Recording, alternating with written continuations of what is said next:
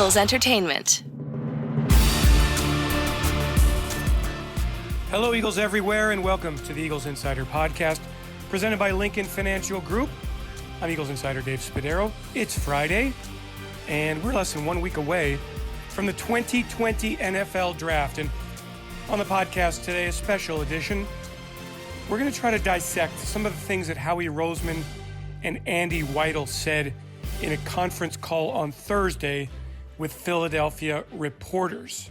We'll bring Adam Caplan in just a bit to help look for clues and to find out the latest rumors, because there are a lot of them, and do any of them have any weight as it pertains to the Eagles?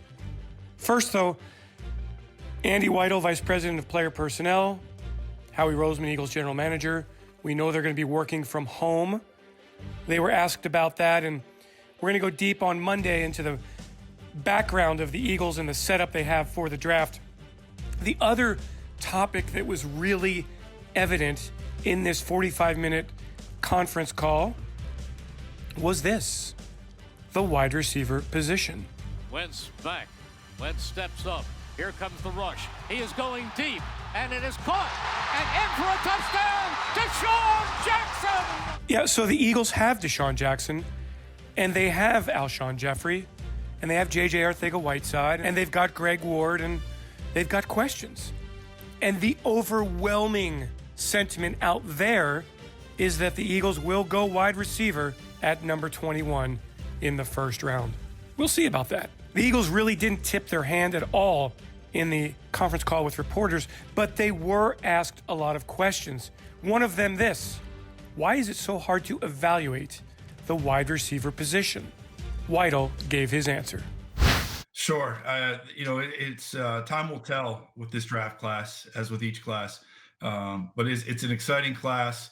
There's different flavors, obviously, different types of receivers, and there's plenty of them in this draft and at every level, we feel. So we're excited.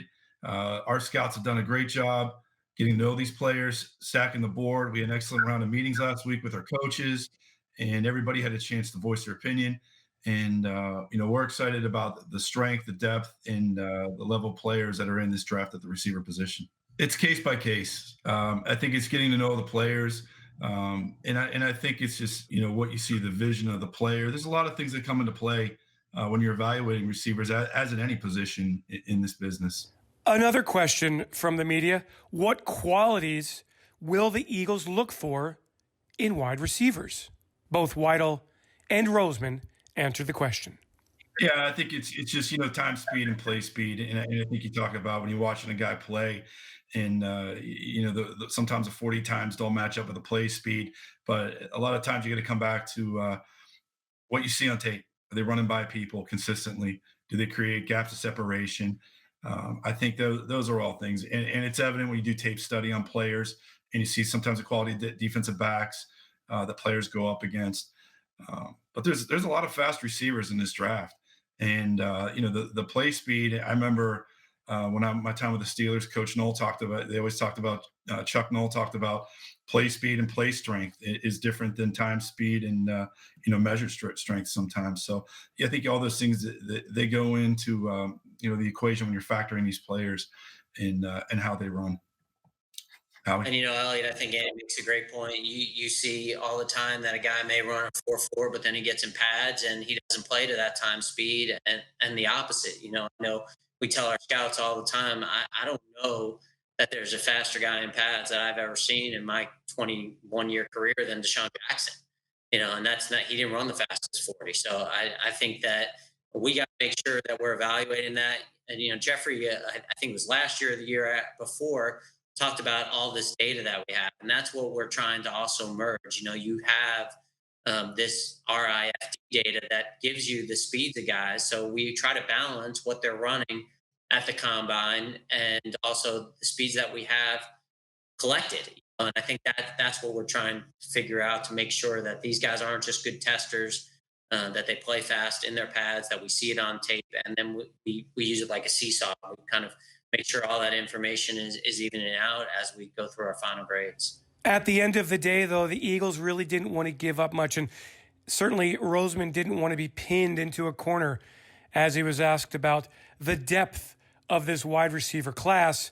It's happened in the past where Roseman has talked about, how the depth of the defensive line was very strong, and then the Eagles didn't draft one until late in the draft. So he didn't want to get anything on record saying that the wide receiver class was in any way extraordinary, even though the draftniks out there say it is. Well, fool me once, shame on you. Fool me twice, shame on me. Is that how the saying goes?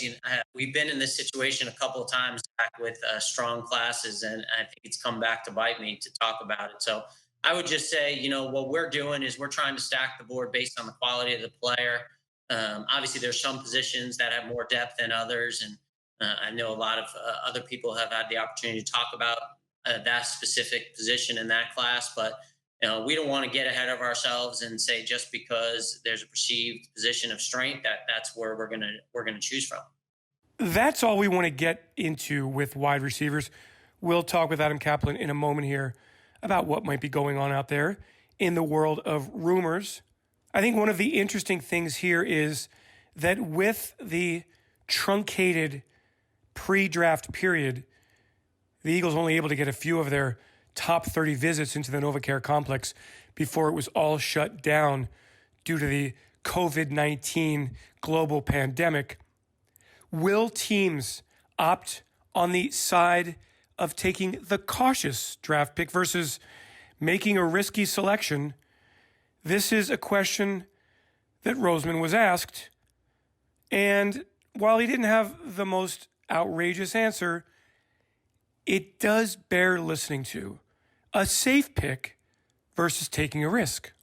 Well, I'd say, and Andy, you can step in whenever. I'd say that it's a credit to our scouts, our coaches, everyone in the building who's really taken this time to know these guys as well as they can. I'm sure that there are a lot of players in this draft who are sick and tired of seeing 215 numbers come up on their phone and to have these conversations, because guys are taking it as their responsibility, whether it's scouts, whether it's coaches, to make sure that they know everything about these guys, to make sure that they're getting their work done, to know as much as they know if they had them in person. So that's just a credit to our staff and the job they're doing, led by Andy. The fact of the matter is that the Eagles, like every other NFL team, they've been forced to do teleconferencing with prospective draft picks. And during that time, they've gotten to know the player. Players aren't in a rush to go to the next interview.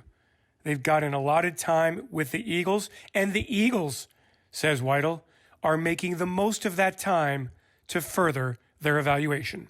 I think a lot of the feedback is it's more one-on-one that we're getting is in our coaches and our scouts talking to players, and as we've done it, I think it's just you feel you're one-on-one in a room and you're alone, and you get 60 minutes. I think is what's mandated by the league. We have to be inside a 60-minute window, and it gets a chance for people to really reveal themselves even more so. They're not going to be going off to another department and meeting with other people. It's just one-on-one, you and the player. And it gives them a chance to more so bare their soul and who they are and really get to know the person more so. And then here's another question to answer. Because of the remote locations that all of these NFL teams are facing and the technology challenges, will it be more likely that fewer trades will be executed in this draft? Roseman doesn't think so. I know that we're having the same conversations around the league that we always do, a week out from the draft, and the communication. We got a great group of GMs and guys that really do a great job communicating with each other, talking to each other. It's a fraternity. So a lot of that conversation is happening now. Now, I think a lot of it depends on just how it goes and where people are and what people want to do. And, I don't think that there's going to be a lack of communication because we're communicating on the phone during the draft anyway. We all have each other's phone numbers. We'll all have multiple phone lines. So I think that there'll be the same level of communication because that doesn't change. That's the one thing that's not going to change. When we're in our draft room and we're talking to the Jets, that's not face-to-face interaction anyway. It's Joe Douglas picking up the phone and calling us. Joe, call us. We're here. Yeah, question about 2006 2015 and some of my experiences. And, I know that we've talked about the 2014 draft, and right away that dynamic trade changed in the trade market with trade that happened in the top 10. And then the price went up. And then, we had gone through a bunch of mock scenarios, and we had a worst case scenario and a best case scenario. And so you got to be prepared for the worst case scenario. You got to stack the board in the way that you would be comfortable taking the 21st player on your board, not, hope. And we say this a lot, hope's not a strategy. We have that sign hanging up, but not hoping that someone's going to fall to you. And so we'll expect the worst and hope for the best. And then we'll make sure we understand as the draft is going on, what's going on, what's going on in the trade market, what people are getting, what people are looking for, where the run has begun, where our board drops off. And that's one of the things that always makes draft day exciting and gives you butterflies, just like you're doing anything. It's something unpredictable will happen. There's no way it will come off. It's happened to me only once that, it kind of came off exactly the opposite of what you're hoping for, but we'll be prepared for every scenario. Certainly the Eagles want to get it right in rounds 1 and 2. No question about it. That's where you generally get your most impact. But the Eagles also have an opportunity a bit later in the draft. 4 of the team's 8 selections are in a 43-pick span between picks 103 and 146. Weidl thinks that is a spot where the Eagles can really make a difference. Those are great. We have 8 picks, and those 8 picks are 8 opportunities we look at. We're excited. 3rd round, 4th round, 2nd round, 5th round.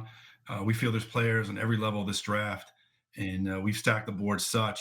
So we're excited for each pick and each opportunity that we're going to have. So that is the takeaways that I got from Roseman and from Andy Weidl. Let's bring in Adam Caplan, SiriusXM NFL Radio, to talk about what he's hearing as far as the Eagles go in this 2020 NFL Draft. Adam Caplan from the Inside the Birds podcast, SiriusXM NFL Radio. Before we get into the rumor mill, what's your take on Howie Roseman and Andy Weidl? Did they give us any clue at all as to what they're thinking for April 23rd? Well, Dave, good to be with you. And it was interesting and you knew it was coming, questions about certain positions, and Howie Roseman, the Eagles executive VP of general manager, he made it very clear that he's not going to go into that, talk about receiver, particularly people are so interested in it. But they were Howie's talking about, doing mock drafts, which is something I've been interested in. I know teams do them, and Howie confirmed that, and trade scenarios and all that. And Andy Weidl talked about how they had the coaches involved in their scouting meetings last week, and that's typically what happens in early April. You get the coaches more involved, and they give their opinion after grading the tape. And Dave, that's really what goes on the couple weeks. Now before the draft, you're just finalizing everything. You have your draft board set, but there are tweaks that are going on, and that's probably what's going to happen over the next week. Adam, a lot of rumors out there, man. A lot of them. One of them is that the Eagles are hot and heavy for CeeDee Lamb, and another one that they love Justin Jefferson. And what to make of these? True, not true? People throwing it up against the wall and seeing if it sticks? Well, there was one rumor coming out of New York that was completely shot down by the Browns of Odell Beckham Jr. being traded to the Vikings, or at least they were talking to them about it, and they shot that down. This year particularly, it's been funny the last couple of weeks. I mean, there have been these reports from people who don't cover the National Football League. That's the strange thing about it. Look, anyone's entitled to report something, but why is this happening? That would be my question. Why these things keep coming up? But let's just address the receiver position, particularly the top 3, CeeDee Lamb, Jerry Jeudy, whoever that order, each team. But by the way, Dave, the funny thing about talking to so many teams over the last couple of weeks, they don't see these players exactly the same. They're different. Henry Ruggs is the 3rd guy. He's the speed guy out of that group. And then there's a drop-off. The drop-off is just depends on how you look at it and how the order is. But when it comes to CeeDee Lamb, who you asked about, he gets the comparison, and I've asked a bunch of receivers coaches this, to DeAndre Hopkins. He's the closest player in this draft to that player. because of the physicality, the effort, just the overall talent level and the way that he plays, it's very similar, Lamb to Hopkins. But again, if you look at these three receivers, the top guys, Lamb, Jerry Jeudy from Alabama, Henry Ruggs III from Alabama, they're just all different. And I think Mike Mayock talked about that in his media briefing this week. He's the Raiders general manager. They look, whatever you want, you could find in this draft. This is the type of draft it is. It's really an historic receiver draft, but I do want to mention and caution fans, you need to understand there are only if you want a speed guy, there's like 3 or 4 of them depending on how you look at it. If you want size in this draft, you could find that. There are a bunch of guys 6'2" or over. Adam, I'm asking you this. Is there any legitimacy to the Eagles loving CeeDee Lamb and maybe going up and getting him? I'll answer the latter part of it. I don't see them trading up to get that player. Now, let me preface by saying this. If one of those top 3 receivers would drop to, because you're picking at 21, let's say at 18, which I think the floor for any of those guys would be 15 to Denver. But if for some shocking reason one of them dropped, I think the Eagles would be in business around maybe 18 or 19.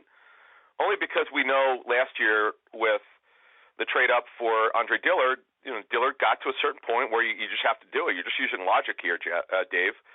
A player gets to a certain point, you go, oh my God, we got to go get this guy. Again, I'm not expecting them to drop, but look, Howie Roseman's made it very clear. They had 10 picks, they have 8. It's the first time in 3 years that they're going to release right now. They have over 5 picks. And that's you have these picks to use them, and I expect them to use a lot of these picks. Adam, if I had to hold you to it here, what are you thinking for the Eagles at 21? Wide receiver, cornerback, both are needs. Fans don't seem to agree with me at corner, but I don't see it the way that they do. It's never about how many guys you have. It's about how good are you at the position. They're just not good enough opposite Darius Slay. From the long term, they love Avonte Maddox, but to me, he was drafted as a slot corner. And if they have a chance to upgrade over him in terms on the outside, they'll do that. It depends on who's there at 21. Receiver is a need. Everyone knows. Anyone who follows the Eagles knows that they need at least 2 receivers out of this draft. They need depth. They need speed. They could use some size for the future. This is the draft to do it, Dave. And I would expect if the Eagles keep at least 8 of these picks, by the end of the 7th round, folks, you're going to be very happy with this draft. We'll see if I'm right, but I feel like they're going to address a lot of these needs that are not just for now, they're also for the future. And then last one. So if you list in whatever order, cornerback and wide receiver, is there a third position that the Eagles really want to address? Yeah, I think they'll address, and I know fans have been dying for this, and I've been against it for years, but it's come to the point where they've got to do something at linebacker. It won't be in the first round because that would go against the way that Howie Roseman was really grew up in the game. You just don't draft linebackers in the first round unless they're Kuechly, of course. I could be surprised. I was surprised when I knew they were looking at a running back 3 years ago. You never say never, but I think as early as the 2nd round, that's where they'll look at linebacker. They've done it before with Michael Kendricks, Dave. Well, he was a 2nd round pick, right? That is correct. Right. So that's a million years ago. Yeah, but at least you have the history of them doing it under Howie Roseman as the general manager. So I think there's a possibility of that. I don't think there's any question. That's the one true week. The two positions as we're exactly a week away or around there. The 2 positions that you have to look at where they have to get better are linebacker and wide receiver. But as I've learned in this business, the season does not start in April, so they've got time. Very good stuff, Adam Caplan. Keep up the good work, and thanks for joining us. Thank you. All right, that'll do it for this Eagles Insider podcast presented by Lincoln Financial Group. Dave Spadaro, Eagles Insider, with you. Thanks to Peter Kelly and Ray Doyle for putting this all together. Thanks to all of you for joining us once again. And if you are able to drop us a little rating, 5 stars, they help people find the podcast. So thank you very much for your feedback and your support. We're back on Monday with a really interesting deep dive into the way the Eagles are setting up this draft, this very remote, unusual, unique, and challenging 2020 NFL draft. Thanks for joining, everyone. Have yourselves a great Eagles day, And fly, Eagles, fly. Everyone, be safe and healthy out there. Can't wait to get everyone together for the 2020 Eagles season.